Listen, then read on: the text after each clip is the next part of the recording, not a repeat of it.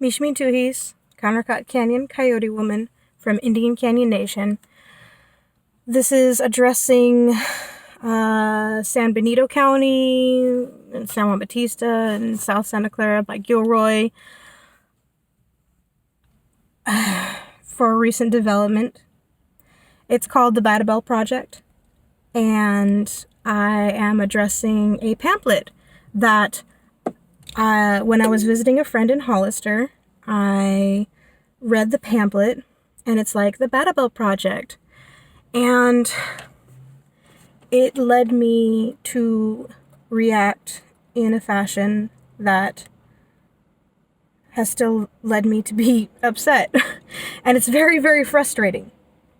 So, for a little context around this, there was a project proposal for there to be a bunch of nodes along 156, and there was a lot of concern around the development of those nodes, of which desecration of sacred indigenous sites would have occurred.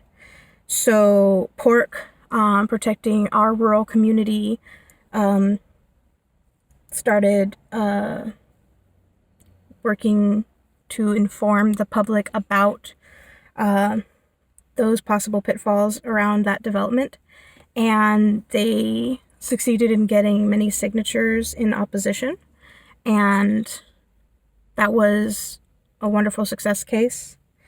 And that being said, there was a new proposal for the BETABEL project, which is just another iteration of a different version and following different zoning regulations, which is frustrating because if the community was in opposition of the proposed project of the nodes with the high level of environmental standards around development, another proposition of a more commercial one that tries to cut more corners and has less considerations to environmental impacts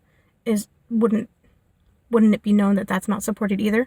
The problem and the deep issue around this is that the proposal came into the Board of Supervisors in this wonderful pandemic back in April, and it was proposed, and the Board of Supervisors said, we'll hear it out, which is frustrating because there were numerous people who were saying, one, business as usual and these meetings as usual is not fair in this pandemic, given that the public needs to be informed and not everybody has access to teleconferencing methodologies, or how do the voices of people actually get heard in those environments. And then when it comes to some of these proposals, if there are people in opposition, will there be the opportunity to follow all the rules for those in opposition, like gathering signatures and informing the public with gathering in community spaces? Oh wait, this pandemic doesn't allow us to do such due to social distancing and shelter in place. So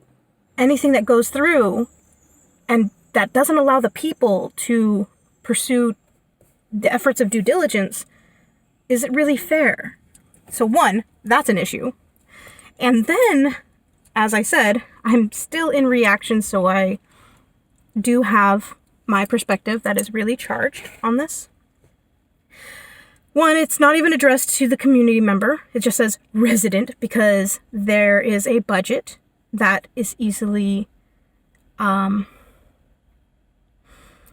the means to create content to encourage the community is a lot easier on the side of those who have money to spend. Those who have money to spend don't really seem to care about other perspectives. They have their agenda, they have their focal point. So they're able to provide marketing material to all of the residents at every address in a nice color pamphlet because that's their agenda to convey their messaging. Now, it says, fun facts you should know. Fun facts you should know. It has potential. Of course it feels good. Like this is a reasonably presented bit of material that does show hope and opportunity. I'm not against various developments when it comes to helping the community However, I am against the tactic they are using, especially 1, 2, 3, 4, 5, 6. Their sixth bullet down when it comes to making reference to like the goods and the bads and the others.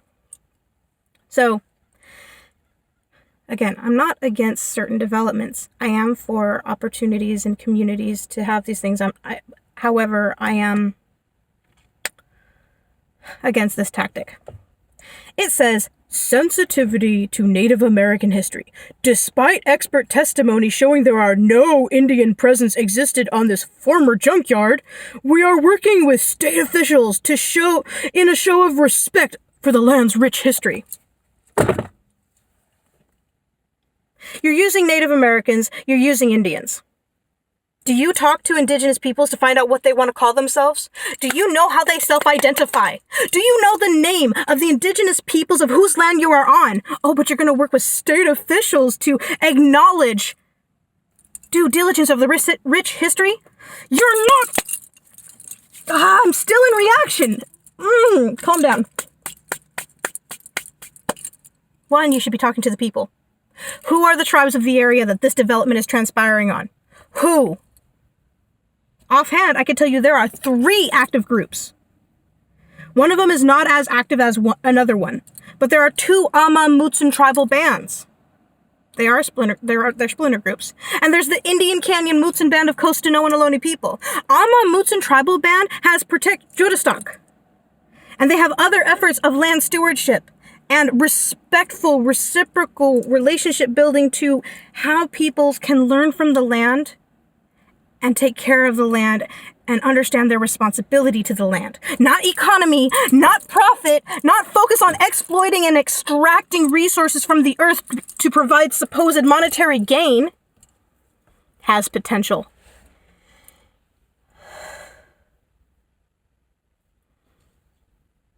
It is due to colonization that these tribal bands don't have federal recognition. We do have state recognition, but that pamphlet doesn't even acknowledge the presence or the diversity of how many indigenous groups and bands and tribes exist in California. Did you know that there are over...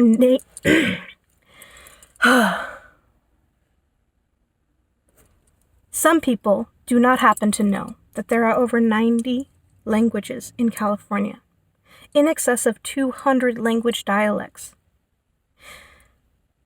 In Silicon Valley, what we know as the Bay Area, what some people refer to as Ohlone territory, or other people know the word Costanoan. There are 8 language dialects in these areas. That being said, there are numerous tribal bands and groups that have indigenous ancestry to these spaces and places. And it is important that these histories, these truths are acknowledged. This pamphlet is damaging. It puts people like me into a state that reflects the colonial and historical trauma that has been inflicted upon indigenous peoples. And it does elicit an emotional response, as you can tell. And yes, I understand that with that emotional response may come interactions where people may react to me reacting to this. So, 1, I know I'm going to have trolls and haters criticizing how I'm talking about this. Guess what? I'm human. I am trying to articulate and be articulate about what I'm trying to say. But know that as an indigenous person that has ancestry that's native to the Bay, there's a lot of history that has not been acknowledged. There has not been due diligence in how our education system has been accountable to reflect its efforts in honoring truth and history. It tends to whitewash and pander towards, I'll say it, a white supremacist culture. And it's problematic because it fuels the fragility. It fuels the Western settler colonial mentality of entitlement. It fuels the negligence towards and of sacred living systems. It diminishes our responsibility and teachings and pedagogies that encourage us to have a reciprocal, responsible, accountable relationship to living systems and the rights of nature. Climate change is one issue that colonization has contributed to. So, one, you can obviously understand that I am not in support of the BETABEL project. Two, I am criticizing their methodology and how they're presenting their data. It is very problematic because it's not saying anything. Three, it's irritating that people do not see that just because this project has money and has the means to provide said color quality paper pamphlets to the population that they are trying to hustle and sell and market to, of course people are going to support it because people are trying to survive. Yes, people want and need jobs and financial opportunities. I get that. Yes, people want opportunities to have their area develop for fun or community interaction. However, I'm not in support of it. I would rather there be other ways that the community can come together and support each other. So, this is my reaction to the BETABEL pamphlet around this effort. Again, Kanyon, Coyote woman from Indian Canyon Nation, daughter of Tribal Elder Anne Marie Sayers. And let's see what I stir up with this. Thank you for your time, and I appreciate articulate arguments. I appreciate combative debate, but I'm not a fan of trolls who just insult with name-calling and racial, despicable, dismissive tactics and fallacies. So, I hope this offers perspective. Later.